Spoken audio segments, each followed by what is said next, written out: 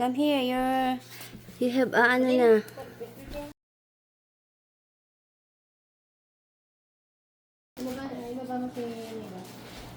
Neva, come here. Magjowa sila. Hi. Hi. Ay. His name is Milo. And this is Nevaeh, my another puppy. Milo like the chocolate milk. Yes, because I'm That his is color. smart. And this is his health exam certificate and his vaccine. Okay. So you can do the next vaccine anywhere near your house. Okay, yeah, It yeah, yeah. should be on May 27. Okay. Milo. Where do you live? We live in the southeast.